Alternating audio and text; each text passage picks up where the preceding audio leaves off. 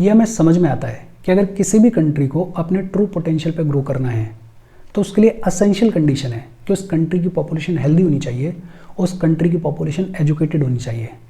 और ये इंपॉर्टेंस हमारे लीडर्स को भी समझ में आई।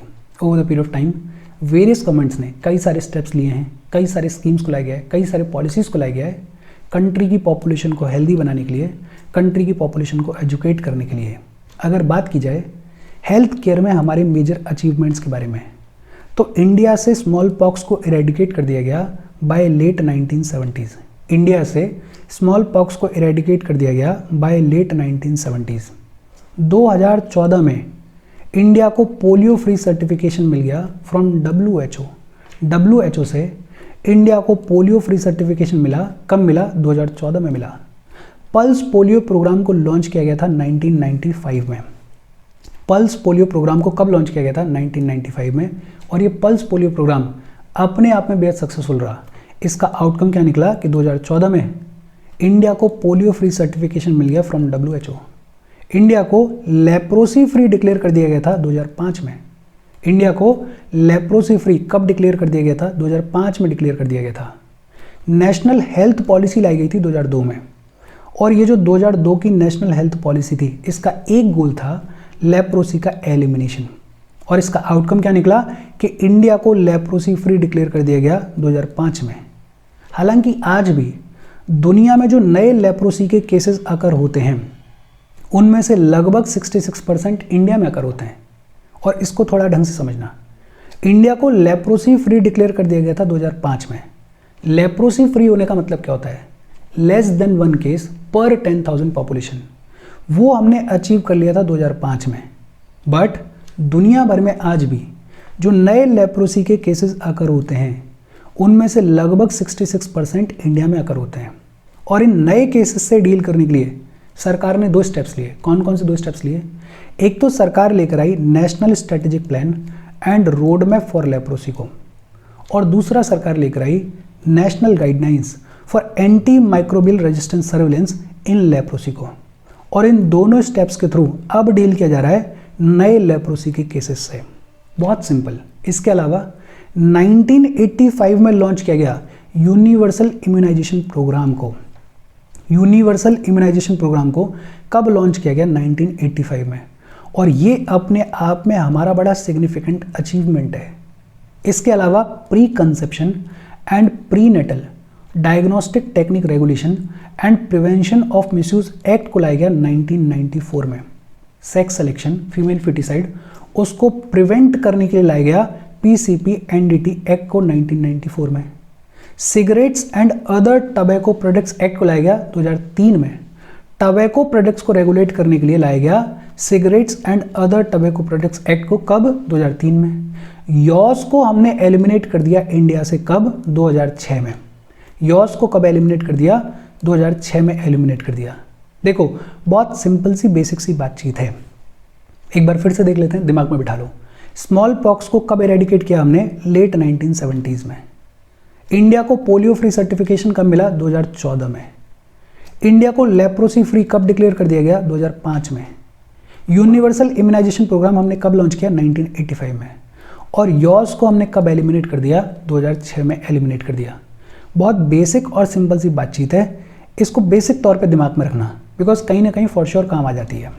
अच्छा, हमारी कंट्री में एक इंस्टीट्यूट है, national institute of communicable diseases. ये जो national institute of communicable diseases है, इसको पहले बुलाया जाता था मलेरिया इंस्टीट्यूट ऑफ इंडिया। ये जो मलेरिया इंस्टीट्यूट ऑफ इंडिया है, इसका नाम बदला गया 30 जुलाई 1963 को। नाम कब बदला गया? 30 जुलाई 1963 को। और नाम बदल के क्या रखा गया? National institute of communicable diseases रखा गया। ये जो national institute of communicable diseases है, ये किस मिनिस्ट्री के अंडर में है? Ministry of health and family welfare के अंडर में है। और इसका काम क्या है? कम्युनिकेबल डिसीजेस को कंट्रोल करना काम है national institute of communicable diseases का। बहुत सिंपल बेसिक सी बातचीत है। एक सवाल ये आता है कि ये जो हेल्थ सेक्टर है, इसमें रिसेंट टाइम्स में सरकार ने क्या क्या स्टेप्स लिए हैं। एक तो इसी साल के बजट में 36 लाइफ सेविंग ड्रग्स को और मेडिसिन को बेसिक कस्टम ड्यूटी से पूरी तरीके से एग्जेम्प्ट कर दिया गया है।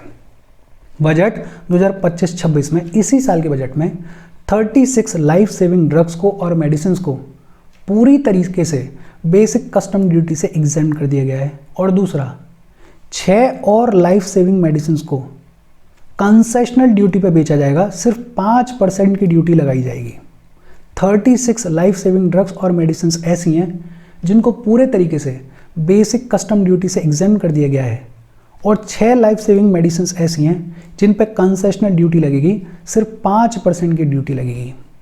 इसके अलावा 2023-24 की जो इकोनॉमिक सर्वे है उसने मेंटल हेल्थ इश्यूज को हाईलाइट किया और बताया कि ये जो मेंटल हेल्थ इश्यूज हैं वो किस तरीके से इकोनॉमी को नेगेटिवली इम्पैक्ट कर सकते हैं। बहुत सिंपल है, आपकी लेबर फोर्स है, उस लेबर फोर्स को मेंटल हेल्थ इश्यूज हैं तो इकोनॉमी नेगेटिवली इम्पैक्ट होगी या नहीं होगी? बट ऑब्वियसली बातें होगी। इकोनॉमिक सर्वे 2023-24 ने इन मेंटल हेल्थ इश्यूज को हाईलाइट किया, इंपॉर्टेंस दी। एक प्रोग्राम है, national programme for prevention and control of non communicable diseases. ये जो प्रोग्राम है इसको लॉन्च किया गया अंडर नेशनल हेल्थ मिशन। कब लॉन्च किया गया? 2010 में लॉन्च किया गया। National programme for prevention and control of non communicable diseases, इसको लॉन्च किया गया अंडर नेशनल हेल्थ मिशन। कब लॉन्च किया गया? 2010 में लॉन्च किया गया। फिर एक इनिशिएटिव है 75/25 इनिशिएटिव। ये जो 75/25 इनिशिएटिव है ये क्या कहता है कि 75 मिलियन लोगों को हाइपरटेंशन के लिए और डायबिटीज़ के लिए 2025 तक हम स्क्रीन करेंगे और फिर उनको स्टैंडर्ड केयर प्रोवाइड करेंगे। 75/25 इनिशिएटिव क्या कहता है कि 2025 तक 75 मिलियन लोगों को हाइपरटेंशन के लिए और डायबिटीज़ के लिए स्क्रीन किया जाएगा और उनको स्टैंडर्ड केयर प्रोवाइड की जाएगी। देखो, ये जो स्टेप्स हैं ये रीसेंट टाइम्स में लिए गए हैं और बहुत सारी स्कीम्स के बारे में, पॉलिसीज़ के बारे में इसी सेशन में हम पढ़ेंगे, लेकिन ये रीसेंट टाइम्स के हैं, इनको पहले देख लिया। होपफुली ये चीज़ें आपको समझ में आई होंगी। हम आगे बढ़ें उससे पहले वीडियो पे लाइक के बटन को दबा दो। लाइक दबाना ज़रूरी है बिकॉज यूट्यूब ऐसे ही फंक्शन करता है। जब आप वीडियो पे लाइक के बटन को दबाते हो तो यूट्यूब वीडियो को कंसिडर करता है और थोड़ा सा पुश कर देता है। तो लाइक का बटन दबा दो, शेयर कर दो अपने सोशल मीडिया हैंडल्स पे, व्हाट्सएप वगैरह पे अपने फ्रेंड्स को, जो भी लोग इसमें इंटरेस्टेड हैं, इससे रिलेटेड पढ़ाई कर रहे हैं, उनको शेयर कर दो। होपफुली ये दोनों चीज़ें आपने कर दी होंगी बिकॉज इसमें आपका कुछ जाता नहीं है और चैनल की ग्रोथ के लिए ये दोनों चीज़ें बेहद इंपॉर्टेंट हैं। अगर चैनल को सब्सक्राइब नहीं किया है तो फॉर श्योर सब्सक्राइब कर लो, और अगर आप केपेबल हो, हेल्प करना चाहते हो तो आप हमें हेल्प कर सकते हो by clicking on the join button, या फिर आप कंट्रीब्यूट कर सकते हो QR कोड को स्कैन करके। फिर इसके बाद बात आती है हेल्थ पॉलिसीज़ के बारे में। इंडिया में किन किन हेल्थ पॉलिसीज़ को लाया गया? सबसे पहली बार नेशनल हेल्थ पॉलिसी को लाया गया 1983 में। नेशनल हेल्थ पॉलिसी को लाया गया 1983 में। कौन लेकर आया? Ministry of health and family welfare. और ये जो नेशनल हेल्थ पॉलिसी है 1983 की, इसमें क्या बोला गया? एक तो बोला गया हेल्थ फॉर ऑल बाय 2000, साल 2000 तक हमें सबको हेल्थ प्रोवाइड करनी है, सबको हेल्दी केयर प्रोवाइड करनी है। दूसरा बात की गई कि हमें प्राइमरी हेल्थ केयर के ऊपर फोकस करना है और पॉपुलेशन स्टेबलाइजेशन के ऊपर फोकस करना है। तीसरा बोला गया कि हमें मेडिकल और हेल्थ एजुकेशन के ऊपर फोकस करना है। और इसके अलावा बात की गई कि हमें एक हेल्थ इंश्योरेंस स्कीम को भी तैयार करना है। नेशनल हेल्थ पॉलिसी 1983 कौन लेकर आया? Ministry of health and family welfare लेकर आई। इसमें क्या बात की गई? एक तो कहा गया हेल्थ फॉर ऑल बाय 2000। दूसरा बोला गया कि हम फोकस करेंगे प्राइमरी हेल्थ केयर के ऊपर, हम फोकस करेंगे पॉपुलेशन स्टेबलाइजेशन के ऊपर, हम फोकस करेंगे मेडिकल एंड हेल्थ एजुकेशन के ऊपर। और तीसरा बात की गई कि एक हेल्थ इंश्योरेंस स्कीम को भी लाया जाएगा। फिर लगभग 20 साल के बाद लाई गई नेशनल हेल्थ पॉलिसी। कब? 2002 में। और ये जो नेशनल हेल्थ पॉलिसी थी 2002 की, इसको भी कौन लेकर आया? Ministry of health and family welfare लेकर आई। और इस 2002 की पॉलिसी में क्या बात की गई कि एक तो इंटरमीडिएशन बाय हेल्थ वॉलंटियर्स के ऊपर हमें फोकस करना है, बेसिकली हेल्थ वॉलंटियर्स को तैयार करना है। दूसरा, सुपर स्पेशलिटी सर्विसेज के ऊपर फोकस करना है, मतलब स्टैंडर्ड हॉस्पिटल्स बनाने हैं। तीसरा, हमें प्राइमरी हेल्थ केयर सर्विसेज का एक कॉम्प्रिहेंसिव, एक कंप्लीट नेटवर्क बनाना है। और चौथा बात की गई कि इंडिया में जो ऑल्टरनेटिव सिस्टम्स चलते हैं मेडिसिन के, उनको भी हमें एक्सप्लोर करना है, उनको भी हमें प्रमोट करना है। नेशनल हेल्थ पॉलिसी ऑफ 2002 क्या बात करती है कि एक तो हेल्थ वॉलंटियर्स तैयार करने हैं, दूसरा सुपर स्पेशलिटी सर्विसेज को स्टैब्लिश करना है, तीसरा प्राइमरी हेल्थ केयर सर्विसेज का कॉम्प्रिहेंसिव नेटवर्क स्टैब्लिश करना है, और चौथा इंडिया में जो ऑल्टरनेटिव सिस्टम्स हैं मेडिसिन के उनको हमें प्रमोट करना है, उनको और एक्सप्लोर करना है। फिर लाई गई नेशनल हेल्थ पॉलिसी 2017 में, और ये जो नेशनल हेल्थ पॉलिसी है 2017 की, इसको भी कौन लेकर आया? Ministry of health and family welfare लेकर आई। और इसमें क्या बात की गई? फ्री ड्रग्स प्रोवाइड की जाएंगी, फ्री डायग्नोसिस प्रोवाइड की जाएगी, free emergency essential health care services provide की जाएंगी सभी पब्लिक हॉस्पिटल्स में, सभी गवर्नमेंट हॉस्पिटल्स में फ्री ड्रग्स प्रोवाइड की जाएंगी, फ्री डायग्नोसिस प्रोवाइड की जाएगी और free emergency and essential health care services provide की जाएंगी। ये बात की गई नेशनल हेल्थ पॉलिसी ऑफ 2017 में। साथ में ये भी बोला गया कि 2025 तक हमें अंडर 5 मॉर्टेलिटी रेट को, जो 5 साल से कम उम्र के बच्चे एक्सपायर होते हैं, उस अंडर 5 मॉर्टेलिटी रेट को हमें रिड्यूस करना है और रिड्यूस करके लेके आना है 23 तक। हमें फर्टिलिटी रेट को रिड्यूस करना है और 2025 तक फर्टिलिटी रेट को लेके आना है 2.1 तक। और भी बहुत सारे टारगेट्स रखे गए, लेकिन ये प्राइमरी बेसिक तौर पर अपन देख लेते हैं। इसके अलावा नेशनल हेल्थ पॉलिसी ऑफ 2017 में बात की गई कि एक नेशनल डिजिटल हेल्थ अथॉरिटी को भी स्टैब्लिश किया जाएगा, नेशनल डिजिटल हेल्थ अथॉरिटी को भी स्टैब्लिश किया जाएगा। ये बात की गई नेशनल हेल्थ पॉलिसी ऑफ 2017 में। देखो हेल्थ पॉलिसीज़ की अगर बात करें तो एक तो 1983 में नेशनल हेल्थ पॉलिसी लाई गई। इसमें बोला गया health for all by 2000, focus किया गया प्राइमरी हेल्थ केयर के ऊपर, पॉपुलेशन स्टेबलाइजेशन के ऊपर, मेडिकल एंड हेल्थ एजुकेशन के ऊपर, और बात की गई हेल्थ इंश्योरेंस स्कीम के बारे में। फिर नेशनल हेल्थ पॉलिसी लाई गई 2002 में, और इसमें बात की गई हेल्थ वॉलंटियर्स के बारे में, इसमें बात की गई सुपर स्पेशलिटी सर्विसेज को क्रिएट करने के बारे में, इसमें बात की गई प्राइमरी हेल्थ केयर सर्विसेज का एक कॉम्प्रिहेंसिव नेटवर्क बनाने के बारे में, और इसमें बात की गई इंडिया में जो ऑल्टरनेटिव सिस्टम्स ऑफ मेडिसिन हैं उनको प्रमोट करने के बारे में। फिर 2017 में लाई गई नेशनल हेल्थ पॉलिसी, और इसमें बात की गई कि सभी पब्लिक हॉस्पिटल्स में फ्री ड्रग्स मिलेंगी, फ्री डायग्नोसिस किया जाएगा और free emergency and essential health care services provide की जाएंगी। टारगेट्स रखे गए 2025 तक अंडर 5 मोर्टेलिटी रेट को हमें रिड्यूस करके लेकर आना है 23 तक, और फर्टिलिटी रेट को हमें रिड्यूस करना है और 2025 तक लेके आना है 2.1 तक। इंपॉर्टेंट चीज़ बोली गई कि हम एक नेशनल डिजिटल हेल्थ अथॉरिटी को भी स्टैब्लिश करेंगे। हमारे मेजर गोल्स क्या रहे हैं और अचीवमेंट्स क्या रहे हैं? अचीवमेंट्स की अगर बात करें तो इंडिया को पोलियो फ्री डिक्लेयर कर दिया WHO ने। कब? 2014 में, अभी हम बात कर रहे थे। नेशनल लेप्रोसी इरेडिकेशन प्रोग्राम को लॉन्च किया गया और इसके तहत नया गोल रखा गया to eliminate leprosy in every district, और ये कब तक अचीव करना है हमें? 2030 तक। हमने अभी बात की कि जो नए लेप्रोसी के केसेस हैं दुनिया भर में, उनमें से लगभग 66% इंडिया में अकर होते हैं।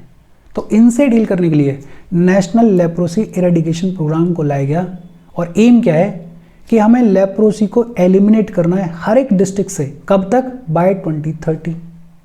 HIV एड्स को हमें एलिमिनेट करना है बाय 2030। काला अजर को हमें एलिमिनेट करना है बाय 2023, और लिम्फेटिक फेलेराइसिस को हमें एलिमिनेट करना है बाय 2027। ये सारी बीमारियां हैं। लिम्फेटिक फेलेराइसिस जो है वो पैर जो मोटा सा हो जाता है वो बीमारी होती है। तो ये सारी चीज़ें हमें अचीव करनी है। हमने पोलियो फ्री स्टेटस को अचीव कर लिया 2014 में।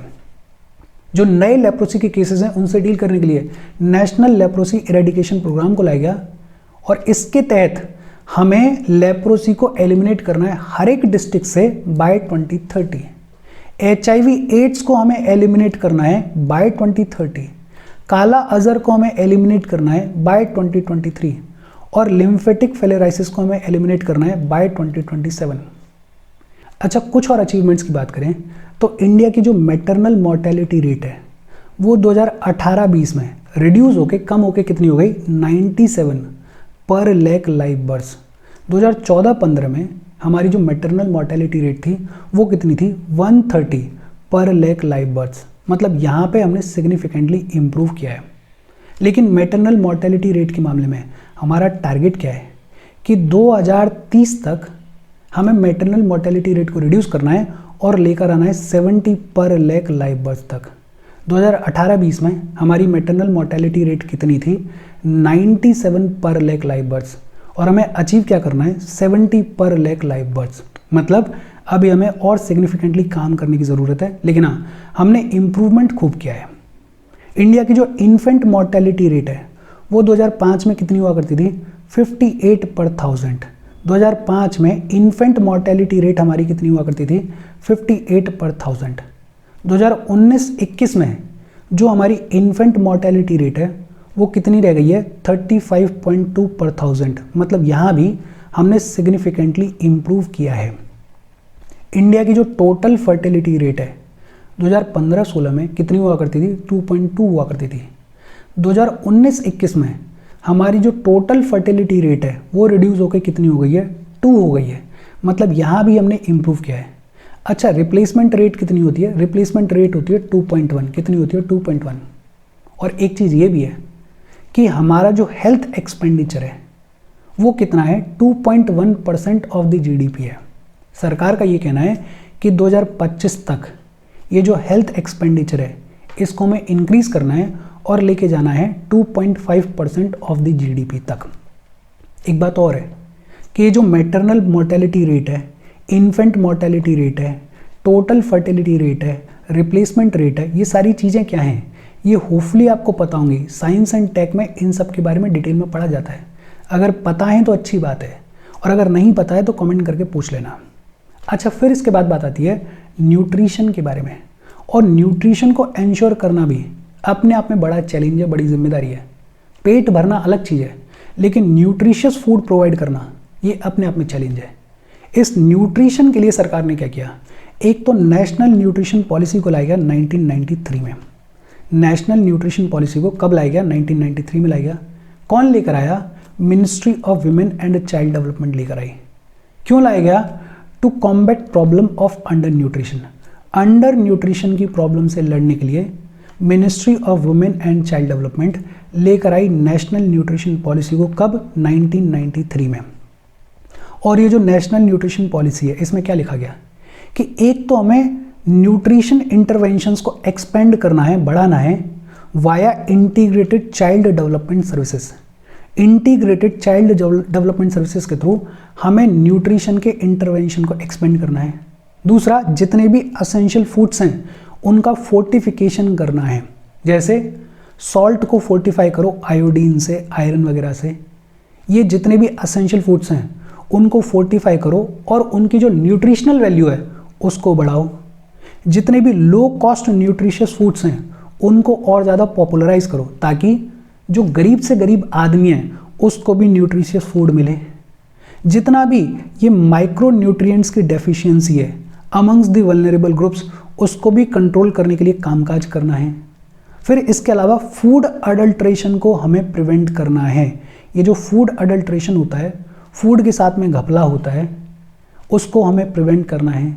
इसके अलावा नेशनल न्यूट्रिशन पॉलिसी में क्या बोला गया कि फूड सिक्योरिटी को हमें इंक्रीज करना है और हमें ये इंश्योर करना है कि जो per capita availability of food grains की वो कितनी होनी चाहिए?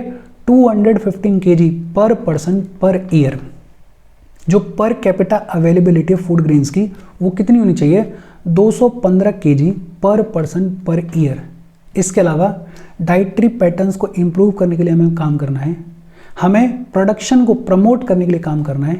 ओवरऑल जो न्यूट्रिशन है उसको हमें एनहेंस करने के लिए, उसको इम्प्रूव करने के लिए काम करना है। ये सब कहा गया नेशनल न्यूट्रिशन पॉलिसी ऑफ 1993 में। देखो, ये जो 1993 की नेशनल न्यूट्रिशन पॉलिसी है इसको कौन लेकर आया? Ministry of women and child development. क्यों लाया गया? माल न्यूट्रिशन और अंडर न्यूट्रिशन की जो प्रॉब्लम है उससे लड़ाई लड़ने के लिए, उसको कॉम्बैट करने के लिए लाया गया नेशनल न्यूट्रिशन पॉलिसी ऑफ 1993 को। इसमें क्या बोला गया कि एक तो हमें न्यूट्रिशन के जो इंटरवेंशंस हैं, जो न्यूट्रिशन के स्टेप्स हैं, उनको और ज़्यादा एक्सपेंड करना है। दूसरा बोला गया कि असेंशियल फूड्स को हमें फोर्टिफाई करना है। तीसरा बोला गया कि जो लो कॉस्ट न्यूट्रिशियस फूड्स हैं उनको हमें पॉपुलराइज करना है। चौथा बोला गया कि जो माइक्रो न्यूट्रिएंट्स की डेफिशिएंसी है उसको भी हमें कंट्रोल करना है, उस पर भी हमें फोकस करना है। फिर इसके बाद बोला गया कि फूड अडल्ट्रेशन को हमें प्रिवेंट करना है। फिर बोला गया कि जो per capita availability of food grains की उसको हमें इंक्रीज करना है और लेके आना है 215 केजी पर पर्सन पर ईयर तक। डाइटरी पैटर्न्स को हमें इम्प्रूव करना है और प्रोडक्शन को और ज़्यादा हमें एनहेंस करना है। ये सब कुछ बोला गया नेशनल न्यूट्रिशन पॉलिसी ऑफ 1993 में। इस 1993 की न्यूट्रिशन पॉलिसी को बेसिक तौर पे दिमाग में रखना। फिर 2017 में लाया गया नेशनल न्यूट्रिशन स्ट्रेटजी को। 2017 में नेशनल न्यूट्रिशन स्ट्रेटजी को लेकर आया गया। कौन लेकर आया? नीति आयोग लेकर आया। नीति आयोग ये जो नेशनल न्यूट्रिशन स्ट्रेटजी है इसकी बात करता है अंडर इट्स विजन 2022। विजन 2022 जो है उसके अंदर बात की गई है नीति आयोग के द्वारा इस नेशनल न्यूट्रिशन स्ट्रेटजी के बारे में।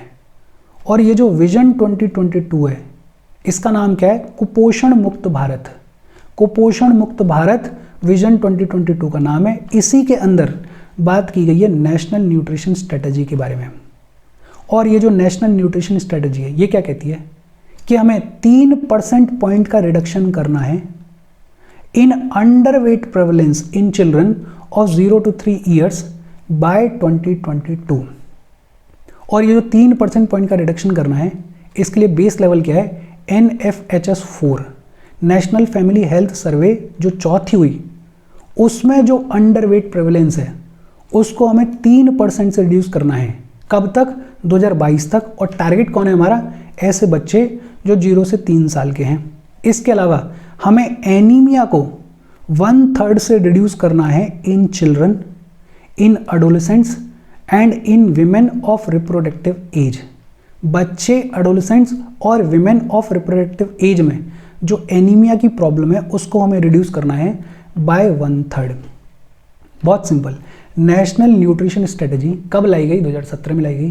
कौन लेकर आया? नीति आयोग लेकर आया। बेसिकली नीति आयोग ने एक डॉक्यूमेंट रिलीज किया जिसका नाम है विजन 2022। और ये जो विजन है इसको बुलाया जाता है कुपोषण मुक्त भारत। इसका टाइटल क्या है? कुपोषण मुक्त भारत। इस विजन में बात की गई है नेशनल न्यूट्रिशन स्ट्रेटजी के बारे में।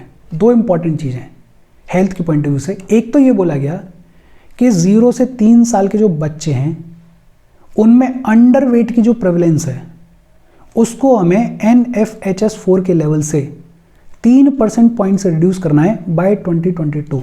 और दूसरा बोला गया कि जो एनीमिया का प्रॉब्लम है बच्चों में, एडोलेसेंट्स में और विमेन्स ऑफ रिप्रोडक्टिव एज में उसको हमें रिड्यूस करना है बाय 1/3। इसको भी बेसिक तौर पे याद रखना। देखो न्यूट्रिशन क्या है, न्यूट्रिशन की इंपॉर्टेंस क्या है, न्यूट्रिशन के एडवांटेजेस क्या हैं, ये सारी चीज़ें आप खुद से लिख सकते हो। अपना दिमाग लगाओगे, खुद से लिखोगे, सारी चीज़ें आप खुद से लिख सकते हो। इंपॉर्टेंट क्या है कि आपको 2-4 लाइन इसके बारे में पता होनी चाहिए कि नेशनल न्यूट्रिशन पॉलिसी ऑफ 1993 क्या कहती है। आपको 2-4 लाइनें इस स्ट्रेटजी के बारे में पता होनी चाहिए कि ये जो नेशनल न्यूट्रिशन स्ट्रेटजी है 2017 की ये क्या कहती है। अगर इतना भी आप दिमाग में बिठा लोगे तो कहीं कोई क्वेश्चन आ जाएगा तो क्वेश्चन में आप चीज़ों को लिख पाओगे, अच्छे तरीके से एड्रेस कर पाओगे। और बाकी प्रीलिम्स में ये रेफरेंस के तौर पे कहीं भी काम आ सकती है, कोई भरोसा नहीं है। फिर इसके बाद बात आती है यूनिवर्सल हेल्थ कवरेज के बारे में। यूनिवर्सल हेल्थ कवरेज इंडिया जैसी लंबी चौड़ी पॉपुलेशन में ये एंश्योर करना अपने आप में बहुत बड़ा चैलेंज है। पॉपुलेशन बढ़ती जा रही है, सरकार के पास में लिमिटेड रिसोर्सेज हैं और उन लिमिटेड रिसोर्सेज से यूनिवर्सल हेल्थ कवरेज को एंश्योर करना अपने आप में बहुत बड़ा चैलेंज है। लेकिन ऐसा नहीं है कि सरकार काम नहीं कर रही है। सरकार ने हाई लेवल एक्सपर्ट ग्रुप को बनाया on universal health coverage. High level expert group को बनाया गया। कब बनाया गया? 2010 में बनाया गया। किसने बनाया? प्लानिंग कमीशन ने बनाया। और इस हाई लेवल एक्सपर्ट ग्रुप का काम क्या था कि भैया देखो कि कैसे सभी इंडियंस के लिए अफोर्डेबल और एक्सेसिबल हेल्थ केयर को प्रोवाइड किया जा सकता है। 2010 में प्लानिंग कमीशन ने एक हाई लेवल एक्सपर्ट ग्रुप बनाया ऑन यूनिवर्सल हेल्थ कवरेज। और ये जो हाई लेवल एक्सपर्ट ग्रुप था इसका काम क्या था कि देखो, स्टडी करो और बताओ कि कैसे सभी इंडियंस के लिए हेल्थ केयर को अफोर्डेबल बनाया जा सकता है। इंडिया जो है वो कमिटेड है to achieve universal health care for all by 2030। 2030 तक सभी इंडियंस के लिए यूनिवर्सल हेल्थ केयर हमें प्रोवाइड करनी है। इंडिया इस दिशा में बढ़ चढ़ के काम कर रहा है। और वो काम कहाँ से दिखाई देता है? आयुष्मान भारत को लॉन्च किया गया। आयुष्मान भारत प्रधानमंत्री जन आरोग्य योजना को लॉन्च किया गया। ये किसके लिए है? यूनिवर्सल हेल्थ केयर को अचीव करने के लिए है। प्रधानमंत्री जन आरोग्य योजना के तहत इंश्योरेंस कवर प्रोवाइड किया जाता है to the poorest 40% of the population को। ये जो प्रधानमंत्री जन आरोग्य योजना है, इसमें मेडिकल इंश्योरेंस कवर मिलता है 5 लाख का पर फैमिली पर पर्सन।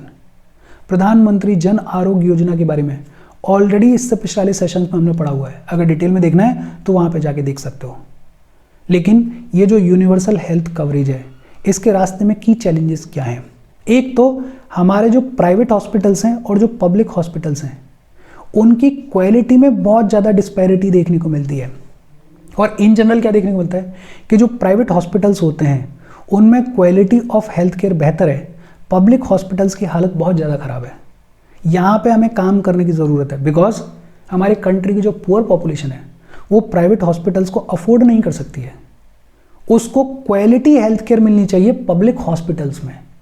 फिर एक बड़ी समस्या हमारी कंट्री में क्या है कि जो ट्रेडिशनल हीलर्स हैं, जो क्वैक्स हैं, हमारे यहाँ पे बोलते हैं कि जो गांव में झोला छाप डॉक्टर घूमते हैं, वो अपने आप में बड़ी प्रॉब्लम है। उनके पास में कोई डिग्री होती नहीं है, बस घूम रहे हैं ऐसे ही और लोग उन पर भरोसा करते हैं। तो ये भी अपने आप में बड़ा सीरियस प्रॉब्लम है। फिर हमारे यहाँ पे इन जनरल जो हेल्थ केयर सर्विसेज हैं वो बेहद कॉस्टली हैं और जो मेडिकल इंश्योरेंस कवरेज है वो बेहद लो है।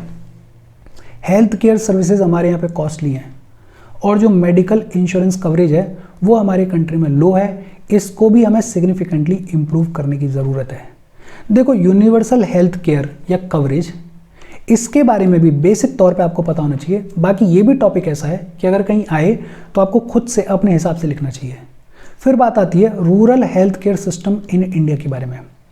इंडिया में रूरल हेल्थ केयर सिस्टम को कैसे इंश्योर किया जा रहा है, कैसे चलाया जा रहा है। एक होते हैं प्राइमरी हेल्थ सेंटर्स। ये जो प्राइमरी हेल्थ सेंटर्स होते हैं, ये फर्स्ट कांटेक्ट होते हैं मेडिकल ऑफिसर और विलेज कम्युनिटी के बीच में। प्राइमरी हेल्थ सेंटर जो हैं वो फर्स्ट कांटेक्ट होते हैं, वो पहला कांटेक्ट होते हैं मेडिकल ऑफिसर और विलेज कम्युनिटी के बीच में। कोई गांव का आदमी बीमार होगा तो सबसे पहले कहाँ जाता है? वो जाता है प्राइमरी हेल्थ सेंटर में। फिर होता है कम्युनिटी हेल्थ सेंटर। ये जो कम्युनिटी हेल्थ सेंटर्स होते हैं, ये 30 बेड के हॉस्पिटल्स होते हैं, रेफरल यूनिट्स होती हैं प्राइमरी हेल्थ केयर सेंटर्स के लिए। प्राइमरी हेल्थ सेंटर्स जो होते हैं वो अगर किसी इंसान को रेफ़र करते हैं तो रेफ़र करते हैं कम्युनिटी हेल्थ सेंटर में। और ये जो कम्युनिटी हेल्थ सेंटर होता है, इसमें स्पेशलाइज्ड सर्विसेज अवेलेबल होती हैं और इनको मेंटेन करने का काम किसका है? स्टेट गवर्नमेंट का है। हालांकि प्राइमरी हेल्थ सेंटर और कम्युनिटी हेल्थ सेंटर के बीच में एक सब सेंटर भी होता है। ये जो सब सेंटर होता है वो एक तरीके से ये जो प्राइमरी हेल्थ केयर सिस्टम है, इसके बीच में और कम्युनिटी के बीच में पहला कांटेक्ट होता है। लेकिन ये जनरल है, अगर सब सेंटर को निकाल भी दिया जाए, छोड़ भी दिया जाए, तो ये दो मेजर लेवल्स हैं। एक है प्राइमरी हेल्थ सेंटर और दूसरा है community health centre. Community health centre क्या होता है? ये 30 बेड का हॉस्पिटल होता है जिसको स्टेट गवर्नमेंट मेंटेन करती है। और जो प्राइमरी हेल्थ सेंटर होता है, वहाँ से लोगों को रेफर करके कहाँ भेजा जाता है? कम्युनिटी हेल्थ सेंटर में भेजा जाता है। ये जो फर्स्ट रेफरल यूनिट होते हैं, डिस्ट्रिक्ट हॉस्पिटल्स होते हैं, जहाँ पे प्राइमरी हेल्थ सेंटर से लोगों को रेफर करके भेजा जाता है, इनको फुली ऑपरेशनल FRU भी बुलाया जा सकता है। ये जो फर्स्ट रेफरल यूनिट्स होती हैं, 30 बेड के ये जो हॉस्पिटल्स होते हैं, इनको फुली ऑपरेशनल FRU के तौर पर भी डिक्लेयर किया जा सकता है अगर ये प्रोवाइड कर रहे हैं इमरजेंसी चाइल्ड बर्थ की सर्विसेज को। अगर ये जो first referral unit district hospitals होते हैं, अगर ये 24/7 इमरजेंसी चाइल्ड बर्थ की सर्विसेज को भी प्रोवाइड कर रहे हैं, तो इनको फुली ऑपरेशनल FRU के तौर पर भी डिक्लेयर किया जा सकता है। देखो, फुली ऑपरेशनल और first referral unit district hospital के बीच में डिफरेंस क्या है? यहाँ पर जो सुविधाएं होती हैं वो लिमिटेड होती हैं और जो सरकार के बेनिफिट्स मिलते हैं वो भी लिमिटेड मिलते हैं। लेकिन अगर फुली ऑपरेशनल FRU के तौर पर डिक्लेयर कर दिया गया है तो सुविधाएं भी ज़्यादा मिलेंगी और इनको बेनिफिट्स भी ज़्यादा मिलेंगे। अच्छा, हमारा जो हेल्थ सेक्टर है उसके कैरेक्टरिस्टिक्स क्या हैं? एक तो हेल्थ के ऊपर जो सरकार का एक्सपेंडिचर है वो बेहद कम है। लगभग 2% ऑफ द GDP के आसपास हम खर्चा करते हैं। डेवलप्ड कंट्रीज़ में अगर देखोगे तो इससे बहुत ज़्यादा एक्सपेंडिचर किया जाता है हेल्थ के ऊपर। यहाँ पे सरकार को काम करने की ज़रूरत है। दूसरा, हमारा जो हेल्थ केयर सर्विसेज हैं वो बहुत ज़्यादा कॉस्टली हैं और इसकी वजह से high out of pocket expenditure देखने को मिलता है। आदमी की लगभग 40% कमाई जो है वो चली जाती है हेल्थ, वो चली जाती है बीमारियों के ऊपर, तो जो कॉस्ट है वो बहुत ज़्यादा हाई है। और फिर तीसरा, low financial protection for adverse health events. जो हमारे यहाँ पे हेल्थ इंश्योरेंस है वो भी बहुत एक्सपेंडेड नहीं है, वो भी बहुत वाइड स्प्रेड नहीं है। सरकार को हेल्थ सेक्टर में अपना एक्सपेंडिचर बढ़ाने की ज़रूरत है। ये जो हेल्थ सर्विसेज हैं इनको थोड़ा अफोर्डेबल बनाने की ज़रूरत है, बहुत ही ज़्यादा कॉस्टली हैं, और हेल्थ इंश्योरेंस के ऊपर फोकस करने की भी ज़रूरत है। अच्छा, इस चैप्टर में हेल्थ इंश्योरेंस के बारे में बात की गई है, लेकिन अगर आप टॉपिक पढ़ोगे तो आपको समझ में आएगा कि हेल्थ इंश्योरेंस में जो भी बातचीत की गई है उसके बारे में ऑलरेडी हम पढ़ चुके हैं इंश्योरेंस वाले सेक्शन में, जब हमने सर्विसेज सेक्टर के बारे में पढ़ा था। तो अगर वहाँ पे आपने पढ़ लिया है तो ये चीज़ें आपको ऑटोमेटिकली समझ में आ जाएंगी, बिकॉज सेम वही चीज़ लिखी हुई है। अगर वहाँ पे नहीं पढ़ा है तो वाले सेशन में जाओ और देखो, सारी चीज़ें आपको वहाँ पे मिल जाएंगी, दोबारा अपन रिपीट नहीं करेंगे। देखो बहुत सिंपल, ये जो रूरल हेल्थ केयर सिस्टम है इसमें 2 लेवल से याद रखना है। सबसे पहले गांव के लेवल पे होता है प्राइमरी हेल्थ सेंटर, और फिर प्राइमरी हेल्थ सेंटर से रेफर करके लोगों को कहाँ भेजा जाता है, कम्युनिटी हेल्थ सेंटर में भेजा जाता है। बाकी तो सारी बेसिक चीज़ें हैं। फिर इसके बाद बात आती है कि हेल्थ केयर में सरकार ने किन किन मेजर स्कीम्स को लॉन्च किया है, सरकार ने क्या क्या मेजर स्टेप्स लिए हैं।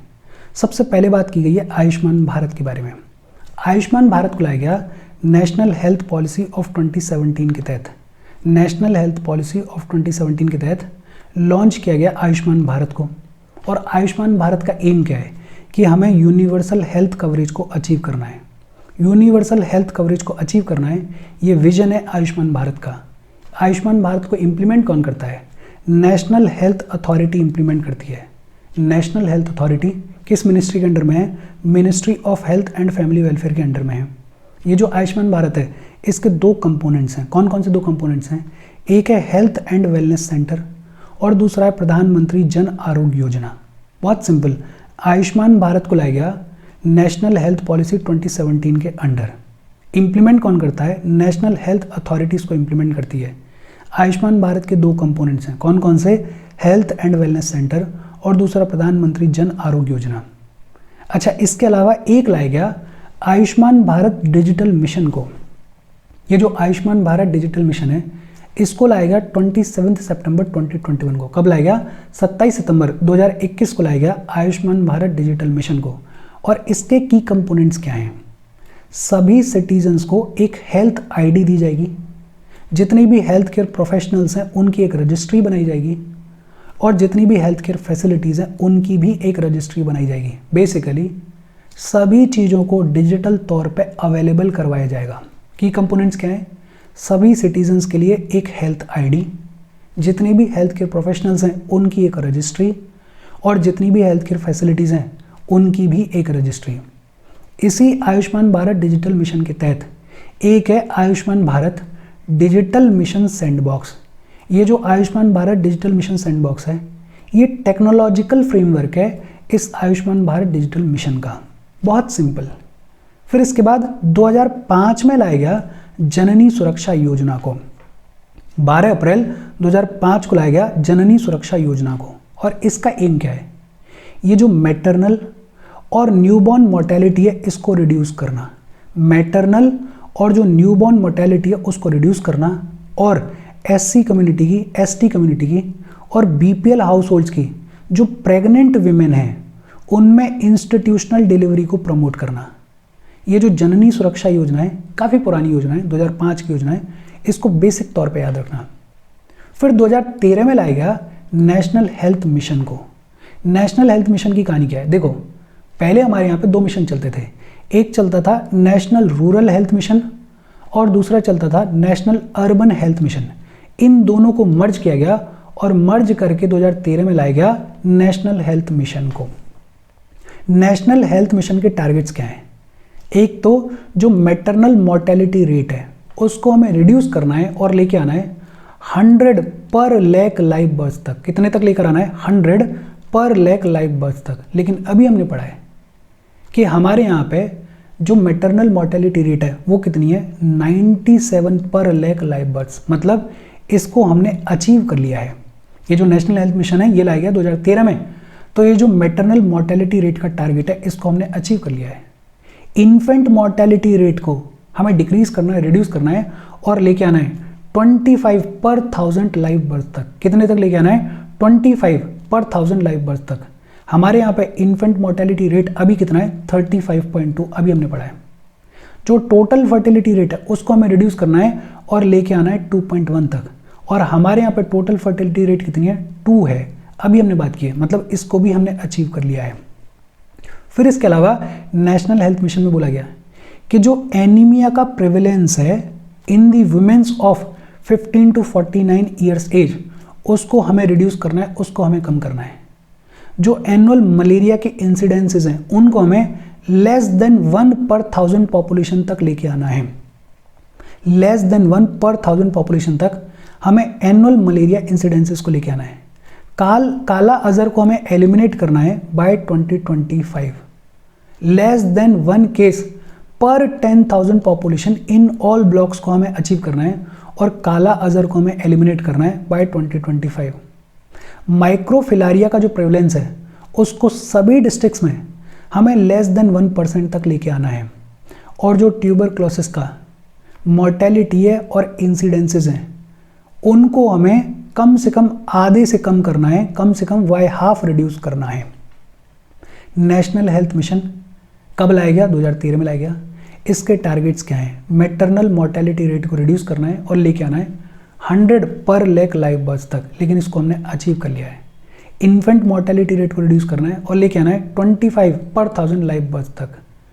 टोटल फर्टिलिटी रेट को रिड्यूस करना है और लेके आना है 2.1 तक, इसको भी हमने अचीव कर लिया है। एनीमिया का जो प्रेवलेंस है in the women's of 15 to 49 years उसको हमें रिड्यूस करना है। एनुअल मलेरिया का जो इंसिडेंस है उसको हमें लेके आना है लेस देन 1 पर 1000 तक। काला अजहर को हमें एलिमिनेट करना है बाय 2025। माइक्रोफिलारिया का जो प्रेवलेंस है सभी डिस्ट्रिक्ट्स में उसको हमें लेस देन 1% तक लेके आना है। और टीवी से जो मोर्टेलिटी होती है, जो इंसिडेंसेस हैं, उनको हमें ऑलमोस्ट बाय हाफ रिड्यूस करना है। फिर इसके बाद नेशनल डिजिटल हेल्थ मिशन को लाया गया। नेशनल डिजिटल हेल्थ मिशन को कब लाया गया, 2020 में लाया गया। इसको भी इंप्लीमेंट कौन करता है, नेशनल हेल्थ अथॉरिटीज़ को इंप्लीमेंट करती है। नेशनल डिजिटल हेल्थ मिशन को 2020 में लाया गया। इंप्लीमेंट कौन करता है, नेशनल हेल्थ अथॉरिटीज़ को इंप्लीमेंट करती है। इसी के अंडर एक नेशनल डिजिटल हेल्थ ब्लूप्रिंट है। ये जो नेशनल डिजिटल हेल्थ ब्लूप्रिंट है इसको कौन लेकर आया, ministry of health and family welfare ने इसको लॉन्च किया। किसकी रिकमेंडेशन पे लॉन्च किया, एक जे सत्यनारायण कमेटी बनाई गई थी 2019 में, उसकी रिकमेंडेशन पे इस नेशनल डिजिटल हेल्थ ब्लूप्रिंट को लॉन्च किया गया।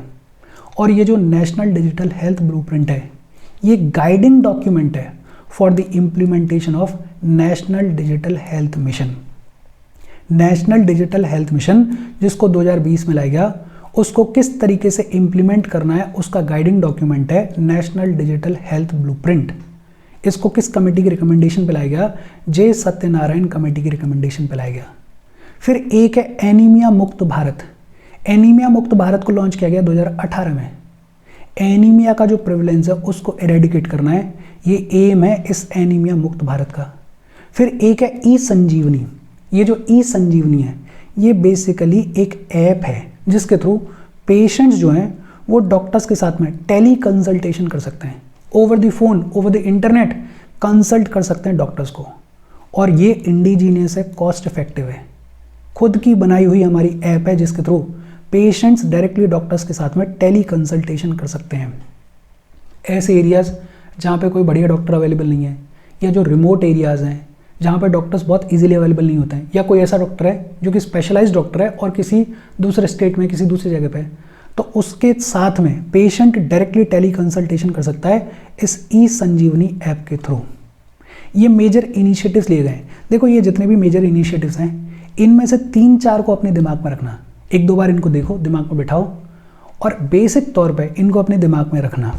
फिर इसके बाद बात आती है कि इंडियन सिस्टम ऑफ मेडिसिन को प्रमोट करने के लिए सरकार ने क्या क्या स्टेप्स लिए हैं। हमारा जो इंडियन सिस्टम है वो भी बड़ा पॉपुलर है। मिनिस्ट्री ऑफ आयुष जो है उसने फॉरेन यूनिवर्सिटीज़ के साथ में 13 MOU साइन किए हैं to set up AYUSH academic chairs. Foreign universities में आयुष एकेडमिक चेयर्स को सेटअप किया जाएगा और इससे क्या होगा, इससे हमारा जो इंडियन सिस्टम ऑफ मेडिसिन है वो प्रमोट होगा। भाई हर एक फॉरेन यूनिवर्सिटी में एक हमारी आयुष एकेडमिक चेयर होगी, एक तरीके से अलग डिपार्टमेंट होगा तो बट ऑब्वियसली बात है कि जो हमारा इंडियन सिस्टम ऑफ मेडिसिन है वो प्रमोट होगा।